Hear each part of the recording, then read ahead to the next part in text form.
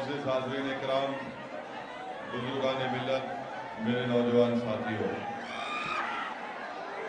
मैं सबसे पहले आप तमाम का शुक्रगुजार हूँ कि आप लोग अपना कीमती वक्त निकालकर आज के इस करनूल शहर में इंतखाबी जलसे में शिरकत की। मैं आपसे माज़रत भी चाहता हूँ कि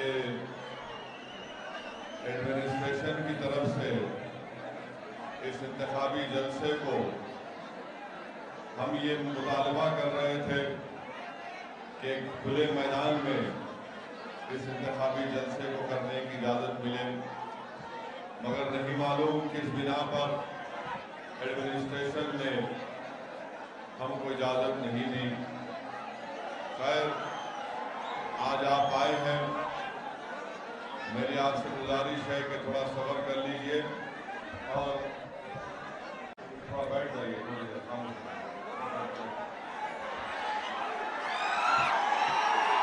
मेरे अजीज दोस्तों, सबसे पहले मैं आपको बताना चाहूँगा कि करनूल के बल्दी इंतखाबात में मजलिस इत्तेहादुल मुस्लिमीन के 7 उम्मीदवार हैं। जनाब फिरोज साहब वार्ड नंबर 2 से हैं, जावेद साहब 6 नंबर वार्ड से हैं, जनाब नागराज गौड़ साहब वार्ड नंबर 46 से हैं, जनाब अब्दुल मुनाफ साहब 10 नंबर वार्ड से हैं,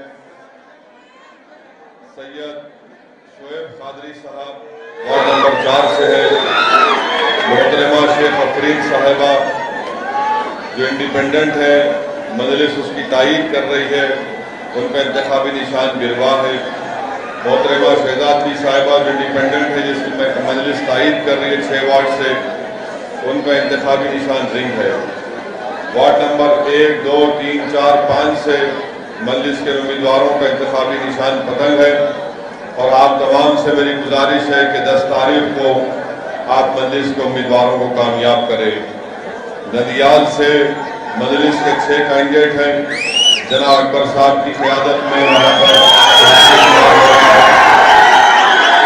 नंदीपुर में MIM के 4 उम्मीदवार हैं। तो मेरी आप तमाम से गुजारिश है कि 10 तारीख के दिन आप अपना एक वोट MIM पार्टी के हक में इस्तेमाल करें। मैं शुरुआत में अपनी जानिब से, MIM पार्टी की जानिब से उन तमाम आंध्र प्रदेश की आवाम को पैगाम देना चाहता हूँ कि MIM party Visakhapatnam steel plant के प्राइवेटाइजेशन के खिलाफ है। MIM पार्टी उन तमाम लोगों के साथ है जो इस बात का मुतालबा कर रही है कि विशाखापट्टनम स्टील प्लांट के प्राइवेटाइजेशन को रोका जाए। MIM पार्टी उन तमाम लोगों के साथ है जिनका नारा है कि विशाखा हुक्कू आंध्रलो हक्कू। MIM पार्टी इनके साथ है। नरेंद्र मोदी प्राइम मिनिस्टर से इस बात का डिमांड करते हैं कि विशाखापट्टनम स्टील प्लांट के प्राइवेटाइजेशन के फैसले को वापस ले।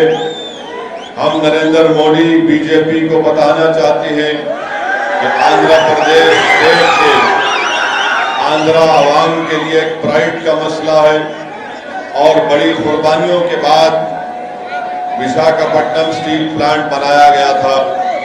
1970 में करीब 32 लोगों ने अपनी जान की अजीम कुर्बानी दी।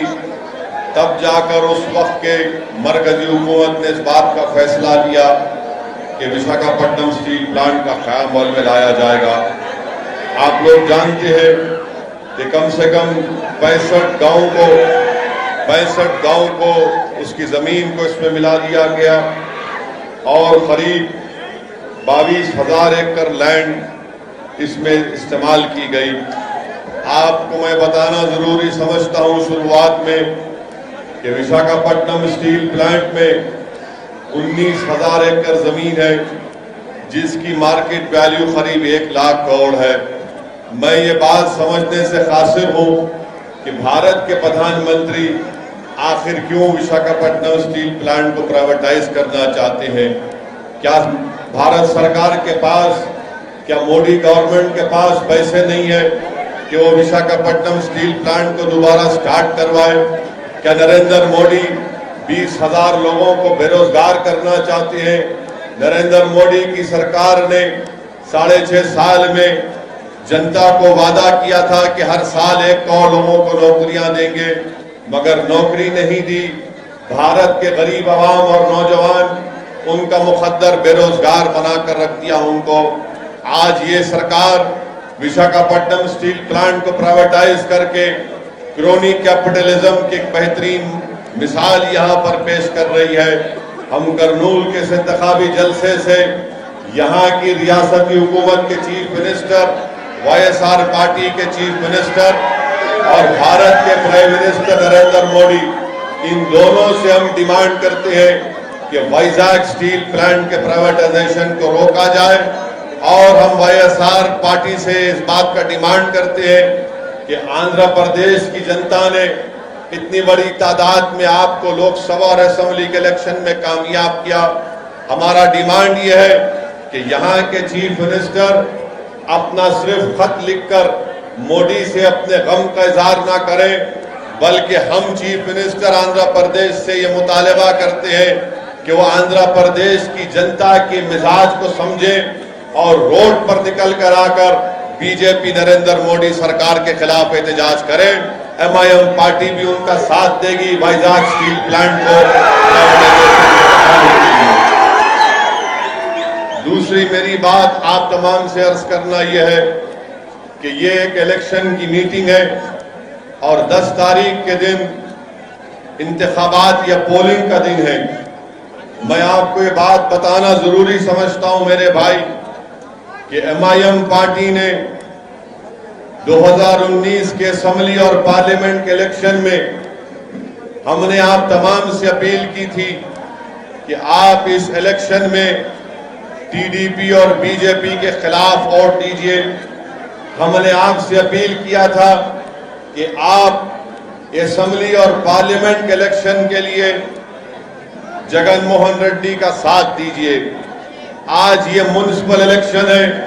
मैं आपके दरमियान में खड़े होकर आंध्र प्रदेश की आवाम से अपील कर रहा हूं कि जहां कहीं भी MIM पार्टी के कैंडिडेट हैं, आप MIM पार्टी के कैंडिडेट्स को देकर कामयाब करिए। मैं आपका शुक्रिया भी अदा करना चाहूंगा कि आपने MIM पार्टी की अपील पर हमारी बात की आपने लाज रखी और असेंबली और पार्लियामेंट के इलेक्शन में आपने नायडू और मोदी को हराकर यहां पर एक नई पार्टी को बनाया। मैं मजलिस-ए-इत्तेहादुल मुस्लिमीन की जानिब से आप तमाम से अपील करने आया हूं कि 10 तारीख के दिन जहां कहीं भी MIM पार्टी के कैंडिडेट्स हैं या जो उनके ताईदी उम्मीदवार हैं, आप उनके हक में अपने वोट का इस्तेमाल करिए। अधोनी में हो, करनूल में हो, नंदियाल में हो, हिंदूपुर में हो, अनंतपुर में हो, कड़पा में हो या विजयवाड़ा गुंटूर में हो, आप इन तमाम मुकामात पर MIM पार्टी के कैंडिडेट्स को कामयाब और कामरान करिए। मेरी आपसे एक और बात, आपको ये बात रखना था कि ये अजीब बात है कि असेंबली का इलेक्शन आता है तो YSR पार्टी के लोग हमको फोन करके बोलते आप हमारी सपोर्ट करो। पार्लियामेंट का इलेक्शन आता तो आप हमको बोलते। अब म्युनिसिपल इलेक्शन आया तो MIM पार्टी का मीटिंग मैदान में नहीं होना,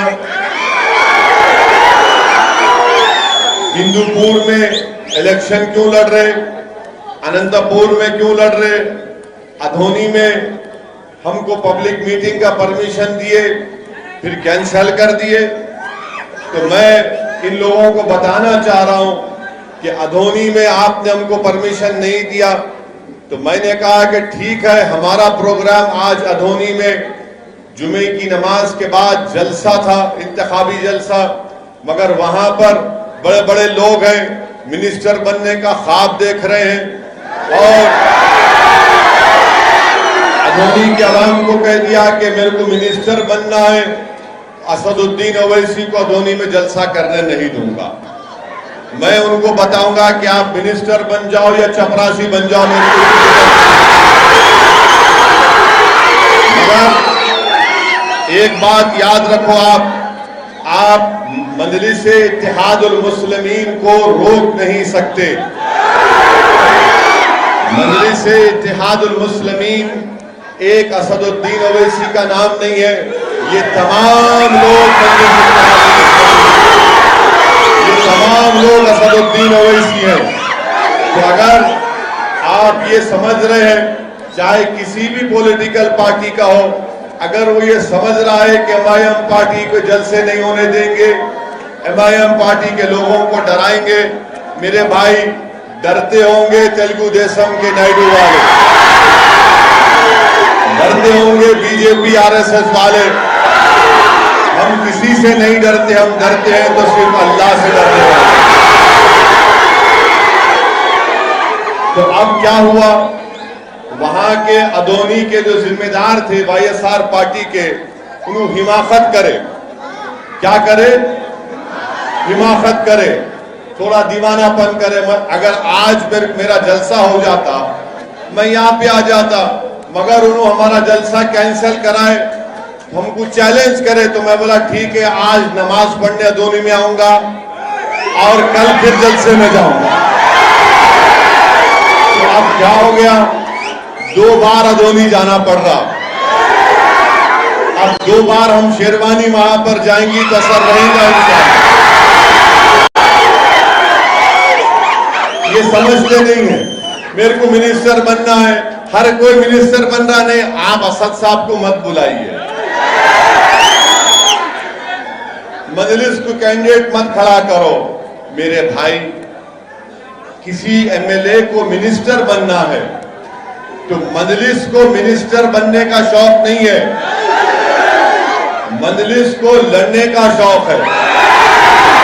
मजलिस को अगर कोई मिनिस्टर बनता तो बन जाए, हमको इससे कोई परवाह नहीं है, आप बनते जो बनते बन जाओ, मगर हमको हमारा हक मिलना चाहिए, हमारे मसाइल हल होना चाहिए। इसीलिए अगर कोई आके ये बोलेगा कि एक आदमी की मकबूलियत के लिए एक आदमी को मिनिस्टर मिलने वाला है, आप उस बिना पर पूरे गरीबों के मफाद की कुर्बानी दे दो या कॉम्प्रोमाइज कर लो, मेरे भाई ये नहीं हो सकता है।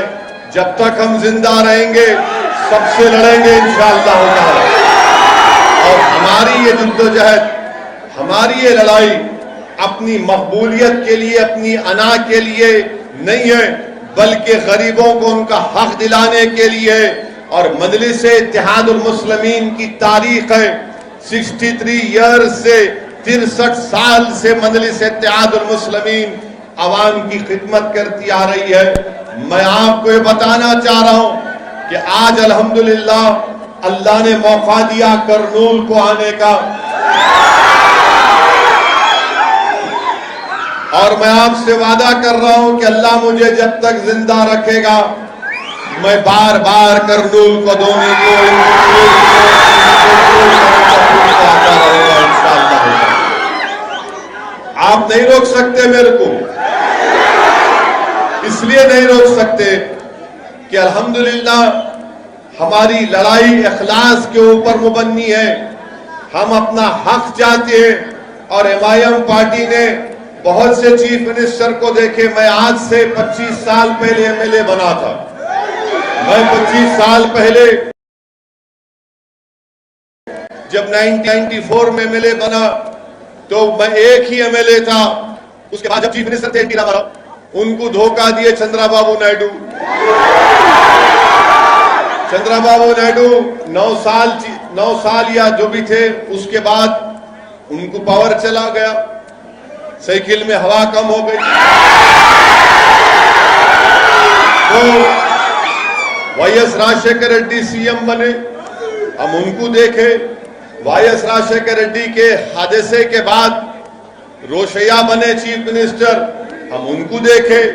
उसके बाद किरण कुमार रेड्डी आए, उन्होंने मजलिस से झगड़ा करे, उन्होंने अपनी पार्टी बना लिए, पार्टी का निशान चप्पल रखे, चप्पल राज में आई।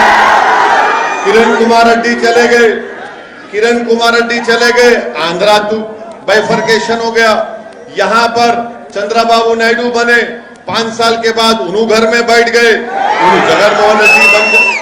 तो अब तक माशाल्लाह से हम लोग 7-8 चीफ मिनिस्टर को देख लिए। आप हमको मत रोको, आप जितना हमको रोकेंगे ना हम उतना जिद में आते। मजलिस के मुखालिफिन बोलते थे, मजलिस के जितने मुखालिफिन बोलते थे असदुद्दीन ओवैसी तुम गुजरात को नहीं जाते, तुम मोदी से मिले हुए हैं, गुजरात को नहीं जाते, नहीं जाते। हम गुजरात को गए नहीं गए, गए ना गुजरात को गए। अहमदाबाद में खाली 25 दिन की मेहनत हमारे वहां के सदर जनाब साबिर भाई साहब ने, उनकी टीम ने की।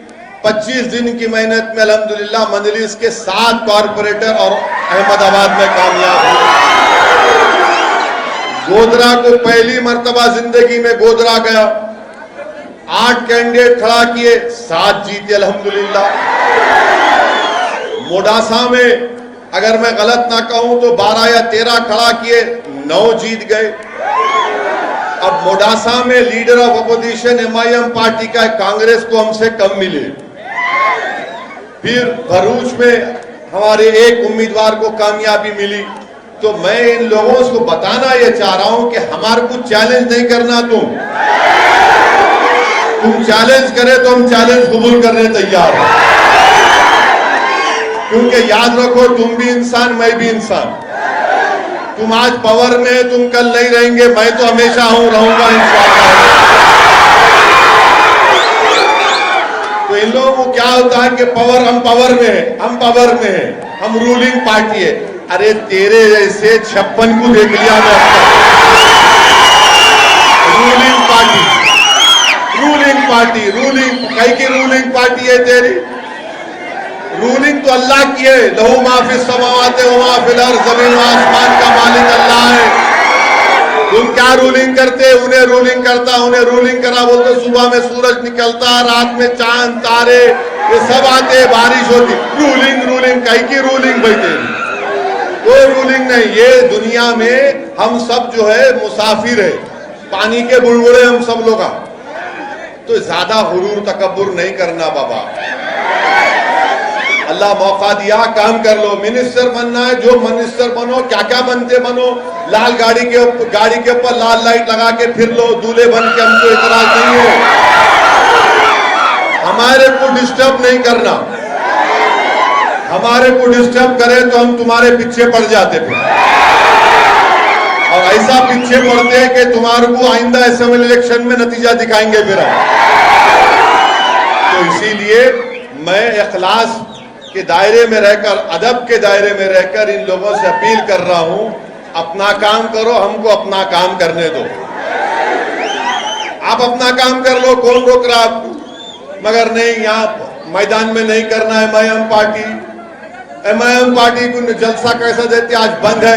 अरे आंध्रा में बंद है, हम भी बंद की तायीद करे, जुनेद भी करे, मंसूर भी करे, सब करे, तायीद करे। मगर ये शाम में बंद होता क्या?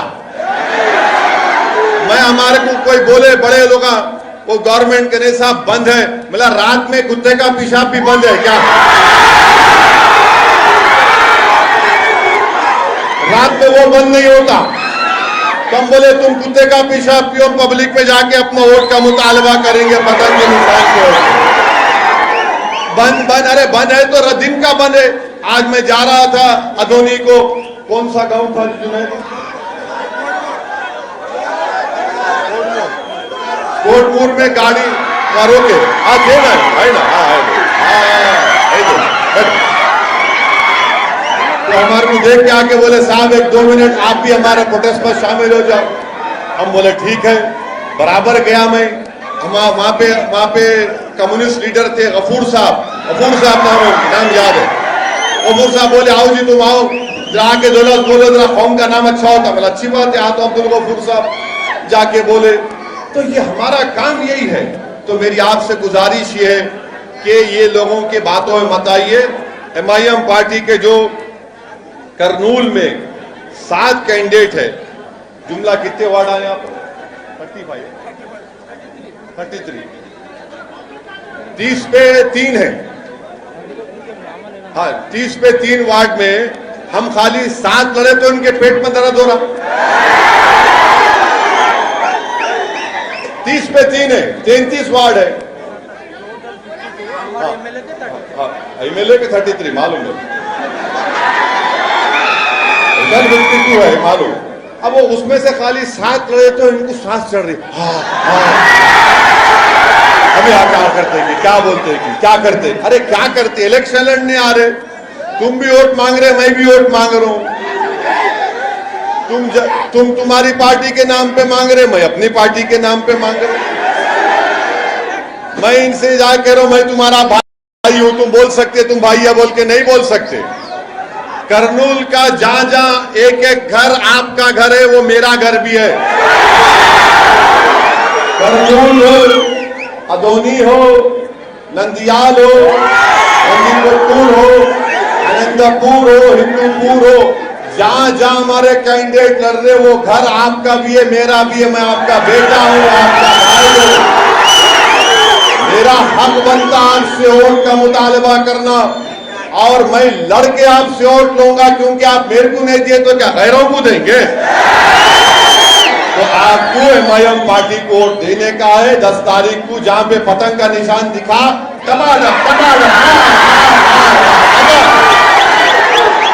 और 10 तारीख को पूरे आसमान पे खाली पतंग नजर आना। तो मेरी आपसे गुजारिश है कि जब अहमदाबाद में MIM पार्टी को 7 हमारे कैंडिडेट जीत गए, तुम करनूल में 6 नहीं जिता सकते।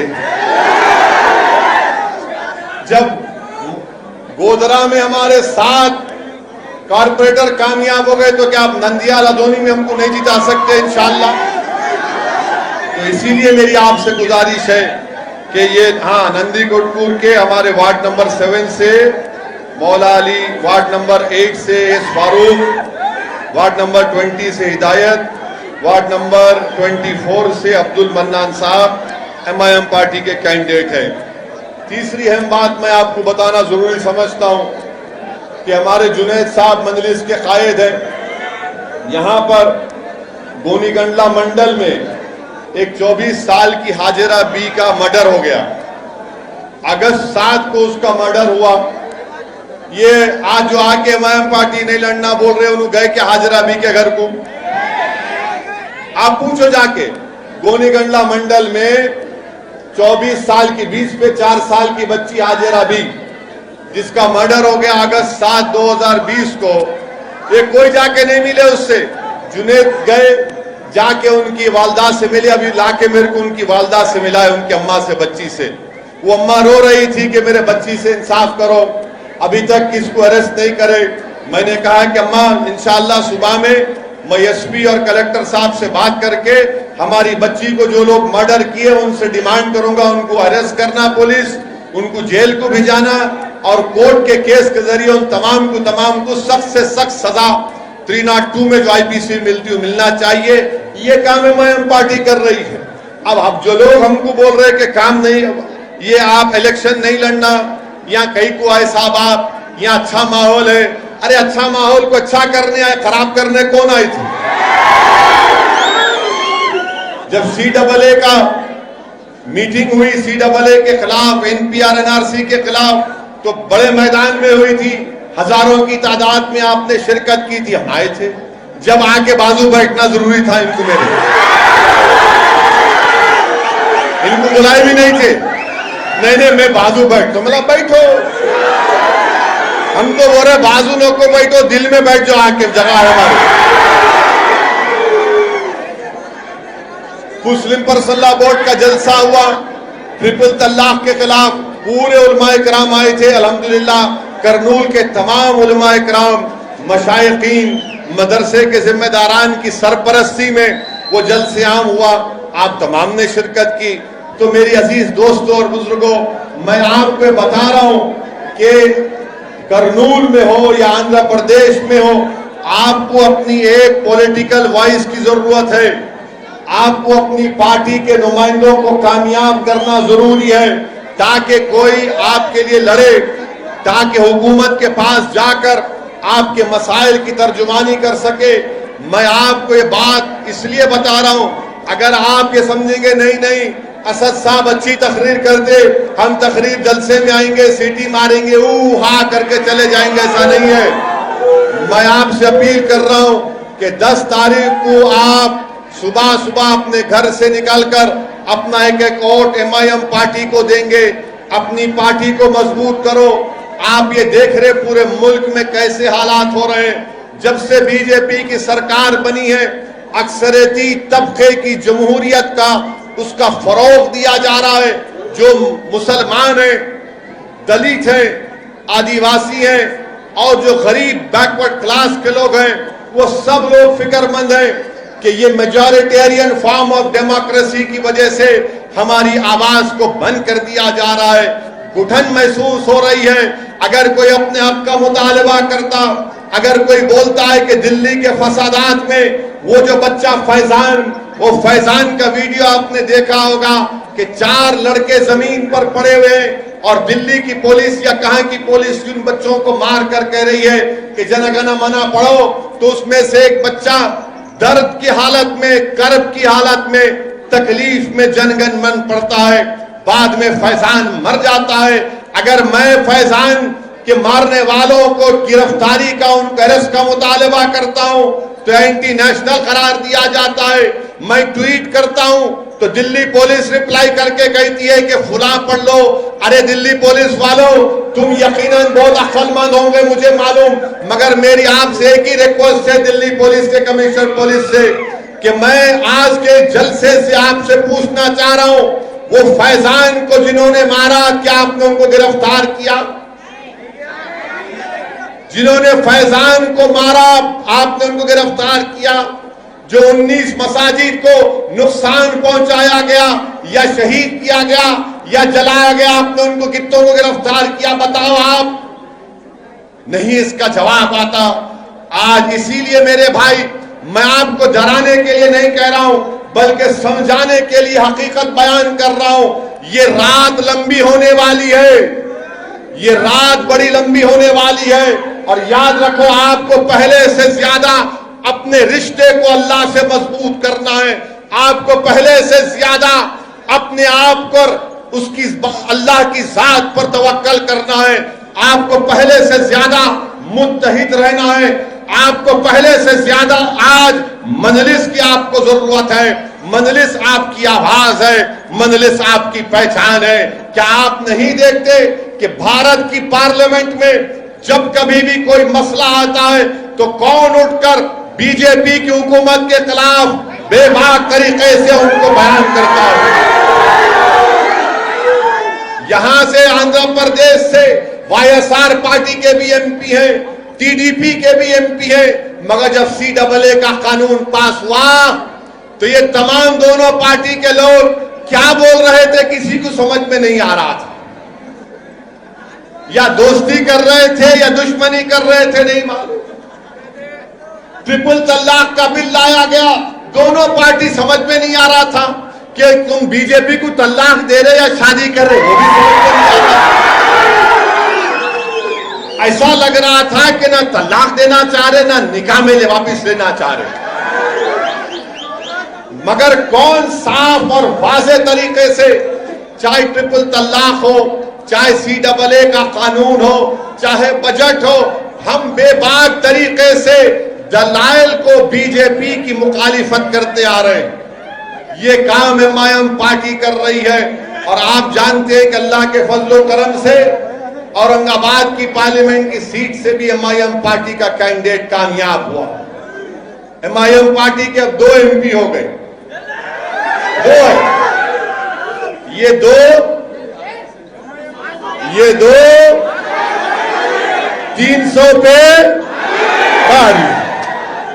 अब जिनके पास 20-20, 3-3 है, उन्हें क्या कर रहे? कहां गया स्पेशल स्टेटस? कहां गया स्पेशल स्टेटस? बोलो मेरे को आप। कुछ नहीं बात, ना टीडीपी करती ना इनू करते। क्या कहा, किधर गया? मैं ये इसलिए बोल रहा हूं, अगर कल तुम अधोनी में मेरे जलसे का परमिशन कैंसिल नहीं करते, खामखा उंगली करे, नहीं छेड़खानी करना हमसे पाशा। छेड़खानी करे तो हम काजकोरे की फल्ली है, तुम्हारे को गुजरी होती, याद रखो। अब मेरे को फोन करके कोई बोलते, अरे असद साहब हिंदूपुर क्यों आते? मला क्यों नहीं आना? अरे कहीं को आते? मला हो आ तो मेरे अब्बा की जागीर है, यहां नहीं आना, वहां नहीं। अरे फिर कहां जाना पाशा, क्या जाना? मेरे ना तो मैं कॉन्ट्रैक्टर हूं, ना मेरे को कोई वो इरिगेशन का कॉन्ट्रैक्टर हूं, ना मेरे पास कोई माइन है, ना मेरे पास कोई कंपनी है। खाली एक ही काम है, गाड़ी में बैठना, जलसे करना है, एमआईएम पार्टी का हरा झंडा लेकर, एमआईएम पार्टी जिंदाबाद, एमआईएम पार्टी जिंदाबाद। अब ये दूसरों को उनका कॉन्ट्रैक्टर भी है, दौलतमंद भी है, करोड़पति भी है, तो उनको डर होता, इनको इनसे डर होता, उनको उनसे डर होता। अरे तुम दोनों डर लो, हमको क्या करना? मेरे भाई, मेरी आप तमाम से, मेरी इज्जतदार माँ और बहनों से गुजारिश है कि आपको एमआईएम पार्टी को सपोर्ट करना है। 10 तारीख के दिन अपने वोट का इस्तेमाल करना है। और आपको वो और एक इल्जाम नहीं, कम्युनल है, फिरका परस्त है। असदुद्दीन ओवैसी अपनी स्पीच देते तो हेट स्पीच देते, भड़काऊ भाषण देते। मैं चैलेंज कर रहा हूं, अगर तुम चैलेंज कबूल कर लिए तो आओ अपन खड़े रह के एक डिबेट कर लेंगे, मालूम करेंगे कौन फिरका परस्त है, बताएंगे। कहां की फिरका परस्ती हम बता सकते हैं आपको। एमआईएम पार्टी कम्युनल है। अरे क्या तुम समझते कि भारत में जो दलित है, आदिवासी है, जो मुसलमान है, जो गरीब है, पसमानदा है, आप उनसे इंसाफ करो, उनके महलों में तरक्की कराओ, उनके बच्चों के लिए स्कूल का इंतजाम करो, उनके बच्चों को नौकरियां दिलाओ। अगर ये कम्युनलिज्म है तो बताओ फिर सेकुलरिज्म क्या होगा? मेरे अजीज दोस्तों और बुजुर्गों, आप देखते हैं कि दुल्हन की स्कीम कहां गई अल्लाह को मालूम। वक्फ बोर्ड के जमीन का कमेटी नहीं बनती, minority corporation, overseas education scholarship, वो भी नहीं मालूम किधर गया। मेरी आपसे एक ही अपील है कि आपको जमहूरियत में एक अपोजिशन की जरूरत है। अब यहां पे क्या हो रहा आंध्र प्रदेश में, ये रूलिंग पार्टी वाले बोलते, अरे टीडीपी वाले पैसे लेके बैठ गए, तुम कहीं को नहीं ले रहे। पूछते पूरे टीडीपी वाले नायडू को धोखा दे, नायडू सुसरे को दिए, अब इनला नायडू को धोखा दे। जितने नायडू से टिकट लिए उनको वो वाईएसआर वाले बुला के इधर भाई गुलाब जामुन खा सो जा। हमारे को बुलाए, उन्होंने बोले गुलाब जामुन खाओ, हम बोले नहीं खाते। बोले 2 खाओ, हम बोले नहीं खाते।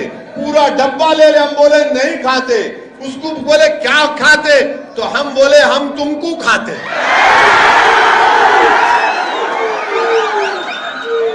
अरे टीडीपी और एमआईएम में फर्क है बाबा। हम जमीर का सौदा नहीं करते, ईमान का सौदा नहीं करते। हम जीतेंगे हारेंगे अल्लाह की मर्जी, मगर हम लड़ेंगे इंशाअल्लाह ताला। क्योंकि जब दुनिया में तारीख लिखी जाएंगी भारत की सियासत की, तो मौरिख लिखेगा कि हाँ ये लोग, इनकी खूबसूरती, इनकी ताकत, इनकी अहमियत, इनकी खुसूसियत ये थी कि लड़ने वाले लोग थे, ये किसी से डरने वाले नहीं थे। हम तारीख लिखना चाह रहे हैं, हम हिस्ट्री बनाकर रहेंगे भारत की जमहूरियत में इंशाअल्लाह ताला। हम भारत की जमहूरियत को मजबूत करना है। कैसे मजबूत करेंगे? जब दलित, आदिवासी, मुसलमानों को उनका पॉलिटिकल राइट मिलेगा, उनकी इंडिपेंडेंट पॉलिटिकल लीडरशिप बनेगी। और उसके लिए आपको मदद करना है, पहले अपनी दुआओं से, फिर अपने जमात को मशवरा देते रहना। हम गलती करे, मंसूर गलती कर रहा है, ए जुनैद सही हो जा, ये आपका काम है। इसीलिए ये आपकी जमात है। 63 साल का सियासी सफर कोई आसान सफर नहीं रहा मेरे भाई। इसमें यकीनन हम तमाम को खाक और खून के दरियाओं से गुजरना पड़ा, कुर्बानियां देनी पड़ी। हमारे बुजुर्गों ने कुर्बानियां दी, हमारे बुजुर्गों ने अपना वक्त लगाया, तब जाकर आज एमआईएम पार्टी को एक मुकाम मिला है। मैं करनूल की आवाम को एक और पैगाम देना चाहता हूं कि बिहार के असेंबली इंतखाबात हुए, बिहार के असेंबली के इंतखाबात हुए। बिहार में मजलिस के 5 एमएलए, कितने एमएलए? अब इन्हों जो बोलते हम रूलिंग, तुम बिहार में तुम्हारा एमएलए नहीं है, इनके है क्या? कहां है? यहाँ खाली हम यहाँ रूलिंग है। अरे बाबा, बिहार में जाकर हम जीते। महाराष्ट्र में मजलिस के 2 एमएलए अल्हम्दुलिल्लाह। मेरे अजीज दोस्तों और बुजुर्गों, बिहार को हम गए, बिहार में इलेक्शन लड़ रहे थे तो वहां पर भी कांग्रेस, वहां पर भी बीजेपी। बैठो बैठो, कुछ नहीं, हाँ वो कुर्सी बैठी। वहां पर भी हम पर इल्जाम लगा दिया गया, मगर अल्लाह का फजल हुआ। बिहार की सरजमीन पर सीमांचल, जो भारत का सबसे पसमानदा इलाका है, वहां पर अख्तर अली ईमान की क़ियादत में एमआईएम पार्टी के 5 एमएलए जीत कर आए अल्हम्दुलिल्लाह। आज बिहार के असेंबली में मजलिस के 5 रुकनी असेंबली, वहां के चीफ मिनिस्टर नीतीश कुमार के सामने खड़े होकर सीमांचल की सरजमीन पर बसने वालों के लिए इंसाफ का मुतालबा करते हैं। वहां पर बिहार की विधानसभा में, असेंबली में एमआईएम पार्टी के एमएलए खड़े होकर बिहार का दूसरा कैपिटल पूर्णिया बनाने का डिमांड करते हैं। मैं वाईएसआरसीपी से पूछना चाहता हूं, करनूल में हाईकोर्ट लगाने का वादा बात करे थे, कहां गया भाई? वो बोले थे, नहीं बोले थे? अब कहां गया? अब हम जलसा नहीं करना, मीटिंग नहीं करना, इसीलिए हम आपसे अपील कर रहे हैं कि आपको एक आवाज की जरूरत है जो आपके मसाइल के लिए लड़ सके। और करनूल की म्युनिसिपैलिटी में 33 में खाली हमारे 7 लड़ रहे, 7 के 7 जिता दो आप। माँ बाप की जवाब पे किसको वोट डालते? डालो बीजेपी को छोड़ के आप। मेरे अजीज दोस्तों और बुजुर्गों, और एक अहम बात की तरफ आपकी तवज्जो में मबजूल कराना चाहता हूं। कोरोना शुरू हुआ आज से 1 साल पहले, पूरे मुल्क में लॉकडाउन लगा दिया गया।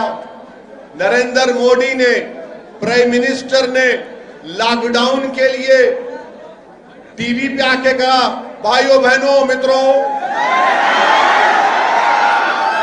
4 घंटे का टाइम दिए लॉकडाउन। अब लॉकडाउन ऐसा लगाया कि पूरी गरीब का कारोबार बर्बाद, बच्चों की नौकरियां चले गई, इस जितने कारोबार थे पूरे बंद हो गए। और जब लॉकडाउन उठाने की बात आई तो नरेंद्र मोदी प्राइम मिनिस्टर ने, भारत के वजीर आजम ने 6 दिन का टाइम दिया कि 6 दिन के बाद लॉकडाउन खत्म होगा। मगर जब लॉकडाउन शुरू हुआ, लोगों की परेशानी बढ़ती गई, गरीब के पास खाने को खाना नहीं था, तो बीजेपी ने क्या किया? बीजेपी ने पूरे लॉकडाउन और आपके ये कोविड का, कोरोना की जिम्मेदारी मुसलमानों पे डाल दी और ये कहा कि तबलीगी जमात जिम्मेदार है। तबलीगी जमात को जिम्मेदार बना दिया गया। तबलीगी जमात के दिल्ली के मरकज पर छापा मारा गया, उसको बंद किया गया। मैं बीजेपी गवर्नमेंट से, दिल्ली गवर्नमेंट से डिमांड करता हूं कि तबलीगी जमात के मरकज को फौरन खोला जाए दिल्ली के। आप बंद नहीं रख सकते, आपका बंद करना गलत है। इसलिए गलत है कि मालूम हो गया कि जितने कोर्ट में केसेस थे तबलीगी जमात के जिम्मेदारों के खिलाफ, एक के बाद एक कोर्ट में केस खत्म होते जा रहे हैं। हार रही है सरकार वहां पर। और ये बीजेपी की तरफ से सिर्फ मुसलमानों के ताल्लुक से नफरत पैदा करने के लिए, इस्लाम के ताल्लुक से नफरत पैदा करने के लिए आपने तबलीगी जमात को जिम्मेदार करार दिया।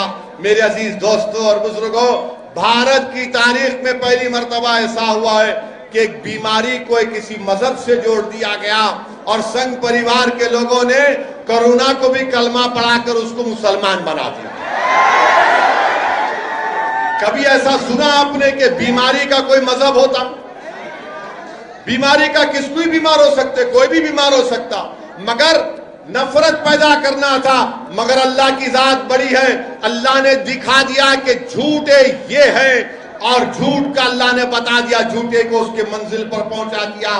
तबलीगी जमात को बर्बाद करने के लिए ये लोग आए। अरे मेरे भाई, आंध्रा के लोग, आंध्रा की एक जमात लखनऊ में फंस गई थी। आप पूछो उन लोगों को, मैं बात किया, लखनऊ में एक जमात फंस गई थी, उसमें एक हमारी गुंटूर की बहन का हमल साकित हो गया।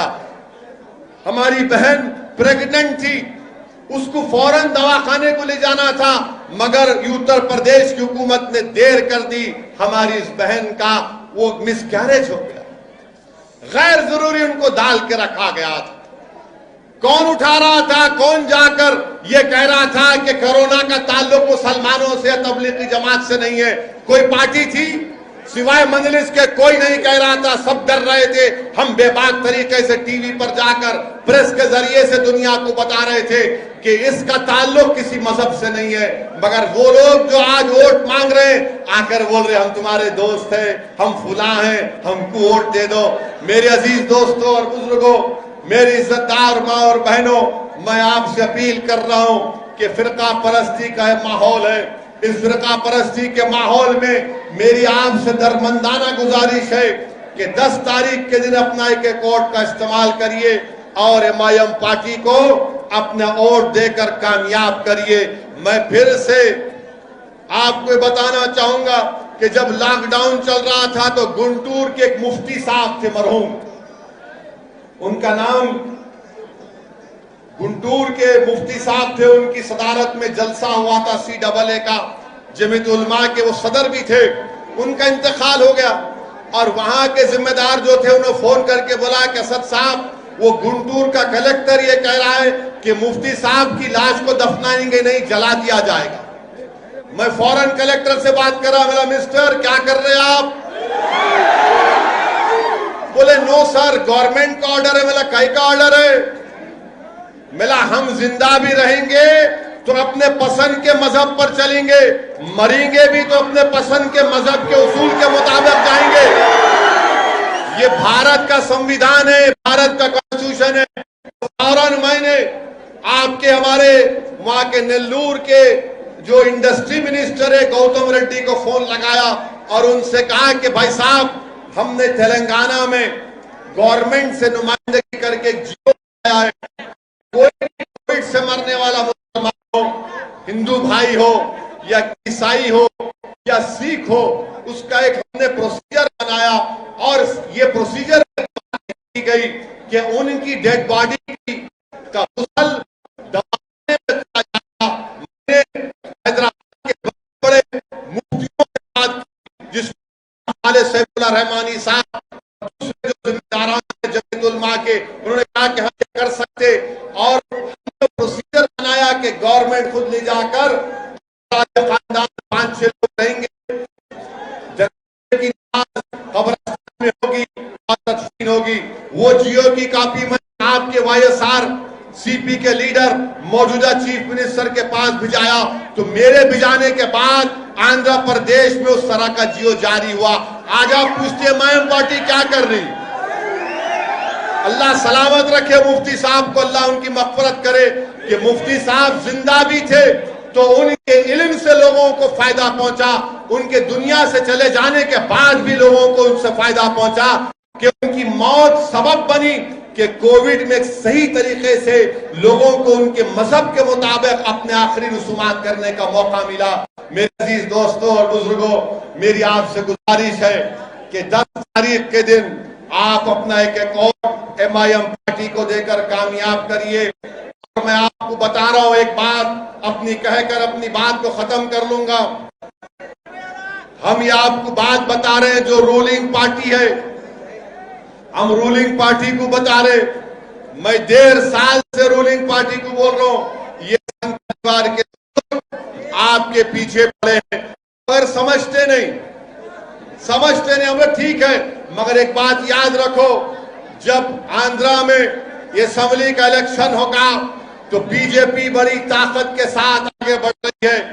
मैं आपको डराने के लिए नहीं कह रहा हूं, मेरी एक जिम्मेदारी है हैसियत एक सियासतदान के मैं थोड़ा बहुत जो अल्लाह ने मुझे इल्म दिया या सोचने समझने की ताकत दी, मैं उसकी बुनियाद पर आपसे कह रहा हूं कि मुत्तहिद रहिए, डरने और घबराने की जरूरत नहीं है।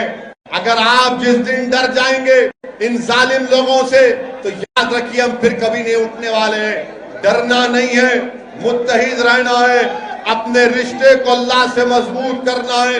मैं आपको फिर से कह रहा हूं कि जहेज की लानत को खत्म करो, बच्चियों से अच्छा ट्रीटमेंट करो, बच्चियों को बच्चों से ज्यादा पढ़ाओ। और आपसे मैं एक वादा लेना चाह रहा हूं कि 10 तारीख को पूरे के पूरे हम पार्टी को वोट देंगे। आप वादा कर रहे हैं? जो बाहर हजरात बैठे वो भी हाथ उठा दो। तो 10 तारीख के दिन आप तमाम इंशाअल्लाह ताला इमाम पार्टी को वोट देकर कामयाब करिए। और मैं इंशाअल्लाह ताला करनूल को आता रहूंगा, रायलसीमा को आता रहूंगा, आंध्रा को आता रहूंगा।